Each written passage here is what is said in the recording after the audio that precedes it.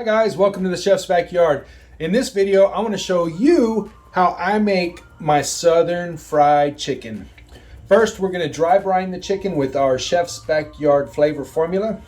And then we're going to do a flour, egg, flour mixture. All right, I'll show you how to do it. You ready to cook? Let's go. All right guys, so here is our setup. We've got our chicken and we're going to season that with our flavor formula. Then I have all-purpose flour, just flour. Then we're gonna have some eggs. Then I have flour and cornstarch. We'll add a little bit of seasoning into that as well, and a little bit of milk. We'll drizzle some milk in there, and that'll give it that nice craggy, jagged, crispy coating that we're looking for. And we're gonna fry it in a high-sided pan. You want a high side because the chicken itself is kind of thick. You're going to need quite a bit of oil, and you don't want it to spill out. So let's cook. All right guys, so here we go. We've got our Chef's Backyard flavor formula, good on everything, spice, even fried chicken, right? So let's go ahead and we will season up this chicken. If you can season it overnight, that is going to be the best thing, because all of these spices will soak up and you'll get a nice dry brine. If you can do it for at least 3 or 4 hours, that's probably going to be the ideal, optimal time for that. All right, guys, let me show you one little tip that I just figured out. Take your chicken and season it right over your flour. That way you're seasoning your flour and you're not losing any of that spice. So there we have it, guys. We've got all of our chicken seasoned. We're going to let that sit. And we've also got our flour seasoned. While we're doing that, let's go ahead and we'll crack our eggs. Got 3 eggs, 2 and 3. I see that a piece of shell got in there. Use your egg shell and scoop that guy out. Makes it nice and easy. All right, we're gonna take a fork. We're gonna pop those yolks and we're gonna whisk it. Whisking it is going to incorporate air. It'll give you just a little more fluffiness, and that's what you want. Because the yolks are dense and heavy.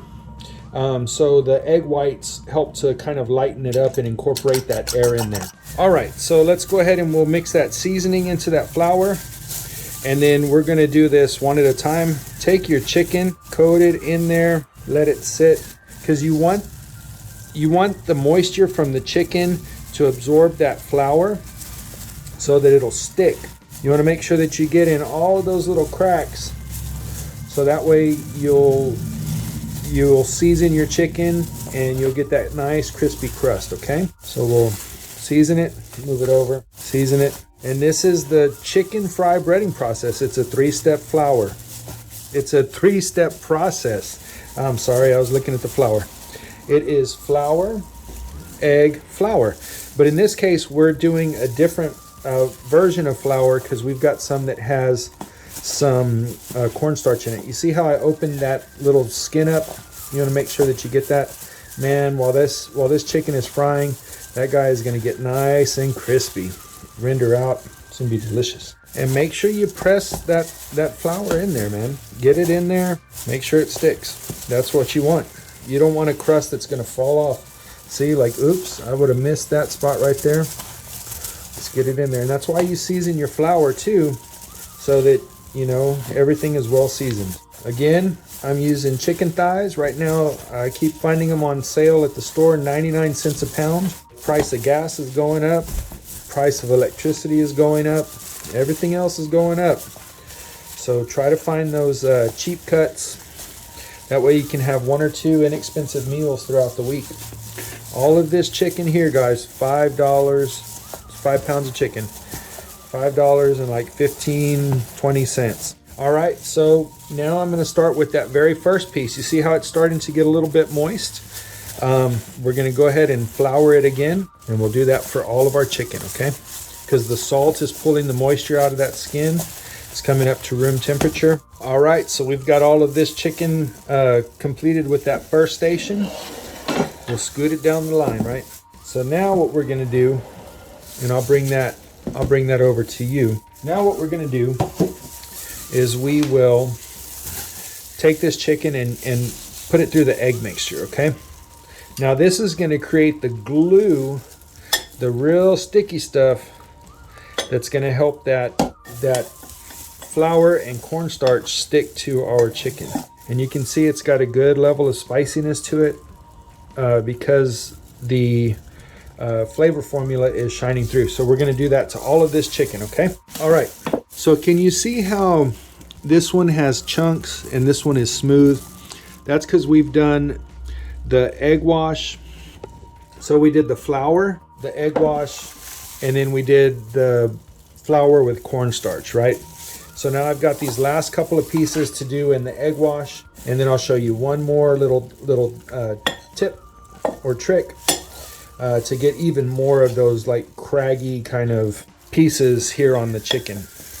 And it just means more crunch, more texture in your chicken. Also, something that you want to do whenever you're doing a chicken fry batter station is you want to keep one hand wet and one hand dry. And that just keeps your hands from caking up and getting all messy. It's also why I'm using the tongs, just so that I don't have to mess with wet, caked on hands. All right, last portion of this tip is take some of that milk and spread it out throughout there. And then take your chicken and give it a final toss. And that milk will help you to create little clumps that are gonna stick onto that chicken. And here comes the ice cream man. You got your quarters, you got your dollars. Let's go get a Frito pie or some ice cream. All right, guys, so you see all of that texture right here in that chicken. That's what we've achieved with our process. All right, so next step, we've got our pan here, and we'll go ahead and we'll add our oil. I'm using a vegetable oil, just 100% vegetable oil. And we'll go about 3/4 up the pan. A great indicator for that is your rivets there. Go right to the bottom of those. All right. So it looks like we're gonna be able to get about 5 pieces in this pan. I'm gonna turn it on. I'm gonna turn on the heat, and we will let that come up. You want it to be at about 350 degrees. A candy thermometer works best. And you know, some other ways to tell if your oil is ready is you'll see it start to shimmer. You'll see it start to get like some shapes going on in there. And then you can take a little bit of this flour and drop it in. And if it fizzles, then your oil is probably ready to cook. We'll give it a few minutes. I'll see you back in just a minute. All right, guys, one more tip. You've got your chicken breaded, coated. You've got your oil getting hot, and you need a place to put your chicken. So I've got a sheet pan here with a rack. The rack will allow the excess oil to fall, okay? Make sure that you're set up so that way you don't run into any snags or anything like that. Let's take a look and we'll check this. We'll check this oil and see if we're ready. Oh yeah, it's fizzling, and then that stuff rose right to the top. Okay, that means we're good. So let's go in. Go slow, right? We're gonna go with our chicken and we're gonna slowly float it in, okay? You're not gonna drop it. You're not gonna go real fast. None of that stuff, because you don't wanna get hurt, all right? So we got 2, 3. Looks like we can do about 4 pieces here, okay? Right now, we're gonna keep our temperature the same, and we're just gonna let that cook. Usually when you're frying something, when it floats, that's an indicator of doneness. This is a real thick piece of chicken. So we're gonna make sure that we use our thermometer to check the temperature before we remove it from the oil. You wanna go to about 180, sometimes even more, because you'll get that really nice crunchy chicken if you let it cook and let that moisture evaporate off of the chicken. If you pull it too soon and just go to 165, you'll probably wind up with a soggy chicken. But now we'll just let the oil do its thing, and we'll check on it in a few. All right, guys, so it has been 5 minutes. Let's go ahead and check on this chicken. Ooh, that crust is getting nice and crispy. What we're gonna do is we're gonna flip it over, okay, carefully, right? You have a large vessel of oil, in my case, sitting on top of a fire. And so We just want to make sure that we keep all of that oil in the pan. I'm really happy with how it's going. You can see that it's getting really golden brown. Look at all of those jagged little pieces there. Man, that chicken is going to be fantastic. With the tongs, I can feel the crunch. Oh, I'm excited. Let's let it cook for about another 4 or 5 minutes. Okay, while you're frying, you might experience what just happened.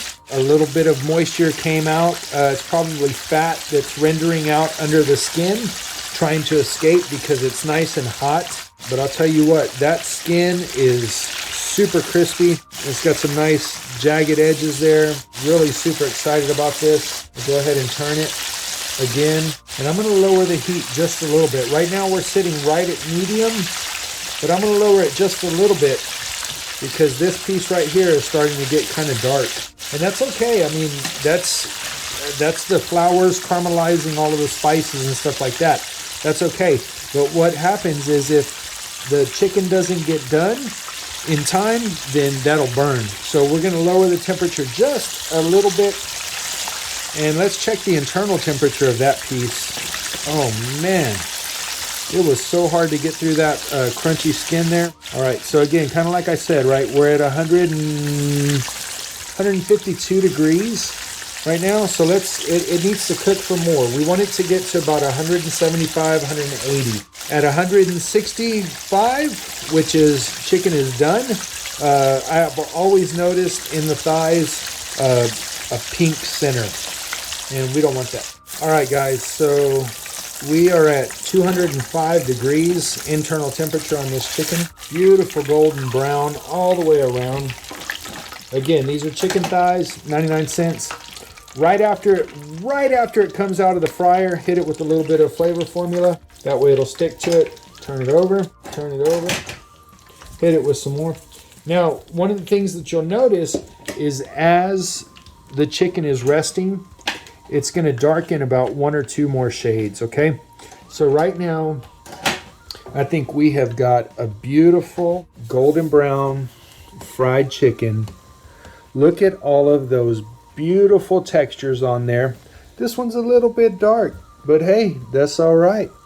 I bet that's going to be flavorful. 200 degrees internal temperature. Let's go ahead and fry the rest of this, and we'll see you at the end of the video. So take a look at all that foaming. That's going to happen. That just means that your chicken is cooking. The moisture is coming out. Keep turning it. That way you can keep an even color. Remember, the heat is coming from the bottom, so the bottom portion is going to be darker than the top portion. All right, guys, so we just finished frying some fried chicken, right?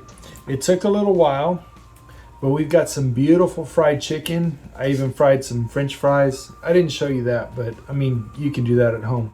We used our flavor formula to season the chicken. Let's see what that's all about. Ooh, that's crispy. Man, that's delicious. Now that's just a piece off of the chicken. Let's take a bite and see what happens.